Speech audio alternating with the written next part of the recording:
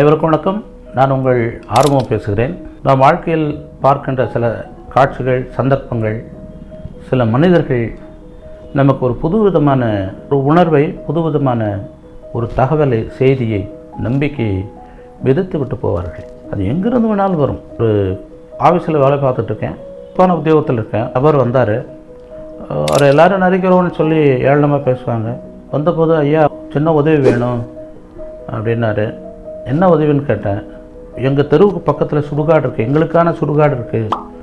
அந்த சுடுகாட்டில் ஒரு காம்பவுண்ட் வால் போட்டு தரணும், அல்லது ஃபென்சிங், கம்பி வேலை போட்டு ஃபென்சிங் போட்டு தரணுன்னாரு. பட்டு இடத்த பார்த்துட்டு தான் சொல்ல முடியும். அப்புறம் நான் இன்ஜினியர் அனுப்பணும், ஓவர்சியர் அனுப்பணும், எஸ்டிமேட் போடணும், அதை ரெண்டர் வைக்கணும், அப்படின்னு நிறைய ப்ரொசீஜர் இருக்குட்டு அவர் சொன்னேன். அவர் என்னை ஓயாமல் சொல்லிட்டு விட்டுட்டேன். என்னை ஓயாமல் ஃபோன் பண்ணி வர சொன்னார். சரி என்னதான் ஆகுன்ட்டு ஆஃபீஸ்லேருந்து ஜீப் எடுத்துகிட்டு போயிட்டு அந்த இடத்துல போய் அவர் சின்சியராக அங்கே நின்று சொன்னார்.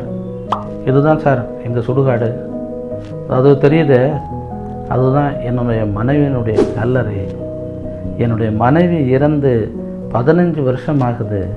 அந்த மனைவியினுடைய கல்லறை பாதுகாக்கணுன்னு தான் நான் அதுக்கு கம்பி வேலையோ அல்ல சுற்றுச்சுவரோ ஏற்படுத்தி தர சொன்னேன் அப்படின்னு ரொம்ப நொந்து போயிட்டேன். 12 வருஷமாக ஒரு மனைவிக்காக அந்த கல்லறையிலே அந்த ஆள் பூ போட்டு பார்த்துக்கிட்டு இருக்கேன். அந்த பாங்கு எனக்கு ரொம்ப பிடிச்சிருந்தது. சரி நான் வரேன், ஏன்னா வாய்ப்பு இருந்ததுன்னா கொஞ்சம் சீக்கிரம் அல்லது கொஞ்சம் நாளில் செஞ்சு தரேன்னு சொன்னேன். வரும்போது அவருடைய கழுத்தில் ஒரு தாயத்து கிடந்தது. அது என்ன அப்படின்னு கேட்டேன். அது சிங்கப்பல்லாமல் இல்லை, நரி பல்லாமல் இல்லை, ஏதோ ஒரு தாயத்து கழுத்தில் கட்டிருக்கீங்களா, அது என்னன்னு கேட்டேன். அது இன்னும் என்னை தூக்கி வாரி போட்டுச்சு. சார் என் மனைவி இறந்து போன போது என்னுடைய மனைவியினுடைய நகத்தை கட் பண்ணி அதை தாயத்தாக செஞ்சு நான் 12 வருஷமாக கட்டிக்கிட்டு இருக்கேன் அப்படின்னு சொன்னேன். அப்படி ஷாஜகான்கள் அந்த மனிதனுடைய வடிவத்தில் எனக்கு தெரிஞ்சது. ஏன்னா அன்பு செலுத்துறது, அதுவும் ஒரு மனைவியின் மேலே 12 வருஷமாக இறந்து போன மனைவியை ஒரு நகத்தின் மூலமாக அதை கழுத்தில் தொங்க போட்டுக்கிறதுன்றது எப்பேற்பட்ட விஷயம். மிரண்டு போனேன்.